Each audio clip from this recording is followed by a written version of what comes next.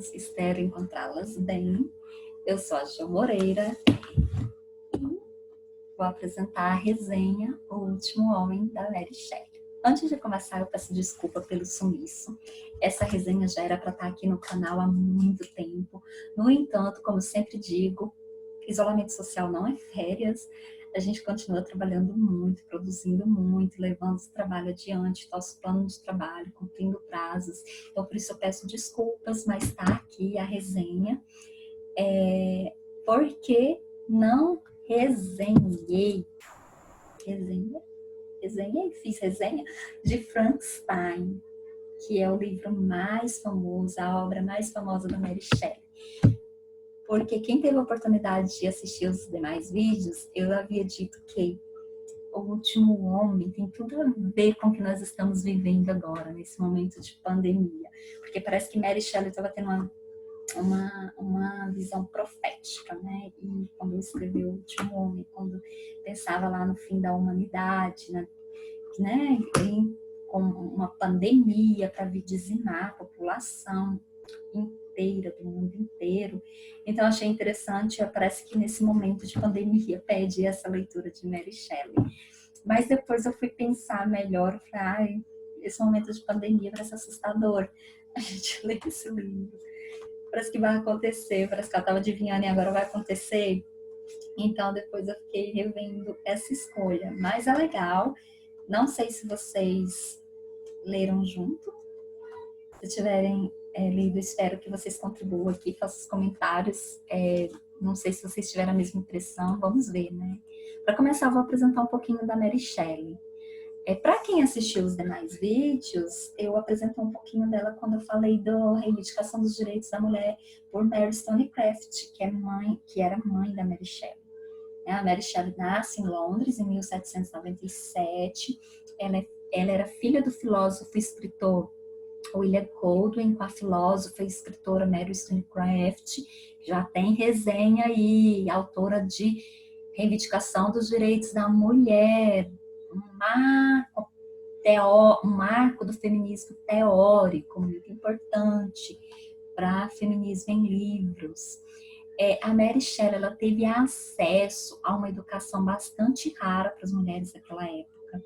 Ela sabia ler, ela sabia escrever, ela sabia tocar piano, ela sabia falar francês fluentemente. Ela teve uma vida marcada por tragédias. Aos 11 dias de vida, ela perde a mãe, vítima de complicações do parto. Ela é criada pelo pai, o pai cria sozinha até os 4 anos de idade, quando ele se casa novamente. A relação dela com a madrasta não é nada boa. Aos 14 anos, ela tem uma doença gravíssima na pele. Na biografia dela, não aparece se era câncer de pele, se era hanseníase, nada disso. Que é uma infecção na pele, por isso ela ficou internada por muitos meses. E aí ela vai passar o Natal em casa. Nessa estadia em casa, ela briga, né, ela tem uma briga bem severa com a madrasta. Então o pai dela decide mandar ela morar em outra cidade, estudar fora. E aos 17, 18 anos, ela conhece o Percy Shelley, um poeta, escritor já famoso na época, que tem muita afinidade, era um amigo do pai dela, tinha muita afinidade política e ideológica com o pai dela. O pai dela, apesar da admiração mútua com o Percy Shelley, não aceita o relacionamento, porque o Percy Shelley era casado. Mesmo assim, mesmo contrariando a vontade do pai dela, ela vai viver com Percy Shelley. A cinebiografia dela mostra bastante essa relação com o pai dela, essa relação de amor e ódio com o pai, essa influência que ela tem dos pensamentos da mãe dela. Ela cita muito a mãe dela nessa cinebiografia, cita muito a Mary Wollstonecraft, quando ela vai dizer que as relações da mãe dela também eram muito criticadas, também causavam muito susto para a sociedade, mas ela iria seguir o coração dela e ia viver com Percy Shelley. Poucos meses depois, o Percy Shelley ele fica viúvo e aí oficializa o matrimônio com a Mary Shelley. E quando ela está com 21 anos de idade, ela vai acompanhar o marido dela no concurso de histórias de terror no castelo do Lord Byron. Olha só o meio social deles, né? Eles faziam parte ali daquele círculo, já que o Percy Shelley já era um escritor, um poeta importante naquela época. A história do Victor Frankenstein e da sua criatura, ela ganha o concurso. Os editores ficam loucos para publicar, mas não podiam publicar com o nome dela. Tinha que publicar com o nome do marido dela. Só para vocês terem aí uma ideia do que era as mulheres, do que era ser mulher, uma escritora mulher naquele momento, né? Então, ela não podia publicar, foi publicado com o nome do marido dela, Percy Shelley, e na cinebiografia dela mostra isso, revela isso, todos os problemas que ela tem no casamento, no matrimônio, devido a isso, né? Devido a como se fosse como se ele tivesse usurpado dela, né? Alguma coisa que ela produziu, uma coisa que ela fazia melhor do que ele e ele usurpou. Então isso trouxe muitos problemas matrimoniais. Da relação dela com Percy Shelley, ela teve 4 filhos, só um sobreviveu, no entanto, morreu aos 4 anos de idade, num acidente junto com o pai dele, num acidente, eles morreram afogados. Então, essa tragédia impacta ainda mais a obra da Mary Shelley, né? A literatura dela é marcada por essas situações trágicas, que tem uma influência muito grande na sua escrita. Então, esse livro, The Last Man, O Último Homem, que foi escrito 9 anos depois, não é que ela ficou 9 anos sem escrever nada, ela escrevia poesias, escrevia alguns textos, alguns contos, mas o texto que teve grande relevância e expressão no mercado editorial como Frankenstein aconteceu só 9 anos depois com The Last Man, O Último Homem. Então, esse livro foi um exemplo, foi resultado dessas situações trágicas que aconteceram na vida dela. Né? É uma ficção científica que conta a história de um mundo no futuro que teve a sua população devastada, dizimada por uma praga, pela peste bubônica. Naquele momento, no século XIX, quando ela escreveu, ela não sabia ainda que a peste bubônica era transmitida por pulgas, por animais pequenos, que podia ser controlado e tal. Então, no futuro, para ela, depois de algumas guerras civis, vem a peste e devasta a população global. Então, em meio a essa catástrofe, o único sobrevivente é o narrador da história, é o Lionel. Ela é interpretada como uma experiência da ficção científica mesmo, para a autora. Né? Já que assim como narrador, como Lionel, Mary Shelley teve a sua vida cercada por situações de perda de pessoas queridas, né? Ela sentia como a única sobrevivente, né, no meio daquele cenário de tragédia. Então, meio que o Lionel é ela, é a Mary Shelley, né, que narra toda aquela situação de perda, de tragédia, de solidão. Então, O Último Homem, da Mary Shelley, vem trazer isso, essa questão de perda mesmo, de perda e de solidão. Né? Então, ela é uma das obras que inaugura a ficção científica mundial. Né? Foi publicado, olha só, em 1826 e já narra um futuro apocalíptico, né, na Inglaterra do século XXI. Isso, como se não tivesse o nosso século, e agora a gente está vivendo aqui em pleno século XXI uma pandemia. Aí traz que você, né, ai, nossa, será que a Mary Shelley estava adivinhando alguma coisa? Será que isso aí vai acontecer, alguma coisa parecida? Mas não. Com muito esforço, né, com muito esforço de imaginação, ela vai narrando aí um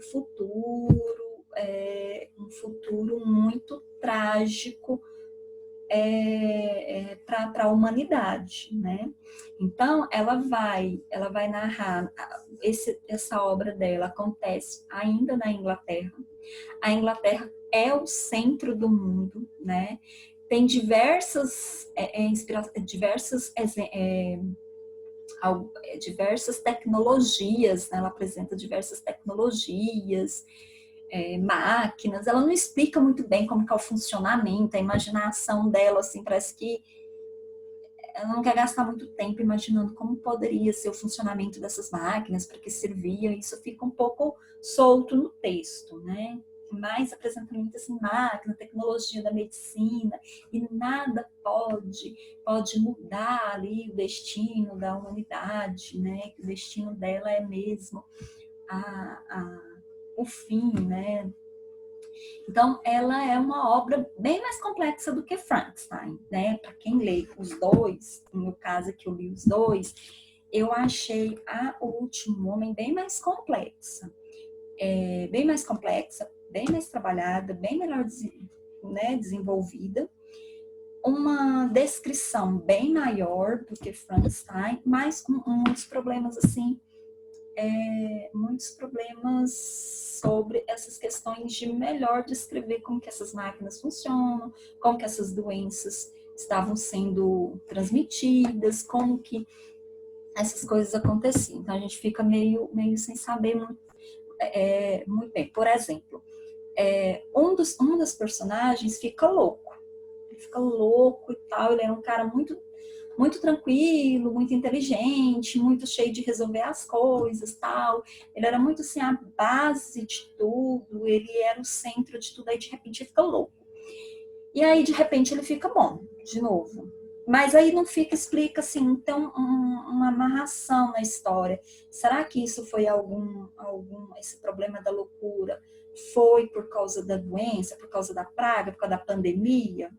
Ou não, ou foi o estresse, que também é decorrência, né, da praga, da pandemia. Então, isso não fica muito claro no livro, parece que algumas coisas ficam soltas. Mas nada que também interfira assim, na qualidade da obra. Vocês devem estar se perguntando como que isso tudo começou. Na verdade, começa com a Guerra Civil. A Guerra Civil se dá por conta de ideias políticas diferentes da sociedade inglesa. Ela fala que o parlamento estava dividido em 3 facções: os aristocratas, os democratas e os monarquistas. E aí, esses três facções começam a ter seus problemas ideológicos, suas divergências, e aí começa a influenciar ali os seus seguidores.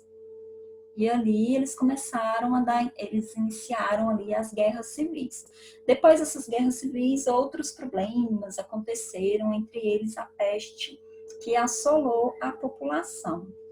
Eu não vou ficar contando muito, porque depois vocês não vão querer ler, né? Eu vou ficar dando spoiler, aí vocês não vão querer ler.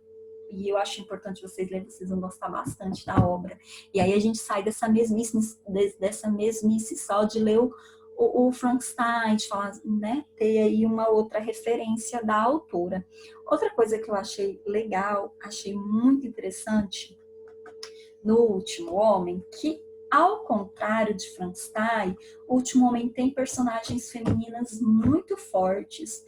Nós temos a Perdita, olha o nome, que diferente, Perdita, que é a irmã do Lionel, que é uma menina meiga, uma menina sensata, uma menina doce, mas ela é bem forte, né? Ela tem posições bem fortes, ela consegue influenciar os homens à sua volta de alguma forma. Então, a filha da rainha, a própria rainha, são personagens, um interesse amoroso, né, do Adrian, que é o príncipe melhor amigo do Lionel, é a amizade dele muda a vida do Lionel. Então, e essas quatro mulheres, elas são muito fortes, elas são personagens muito fortes, que influenciam muitos acontecimentos de toda a obra tem muita influência dessas mulheres. Então, isso que eu consegui perceber de influência da Mary Wollstonecraft na escrita da Mary Shelley, que é essa a figura feminina como figuras fortes, como protagonistas de sua própria história. Então, eu achei isso muito interessante e a gente não vê isso no Frankenstein.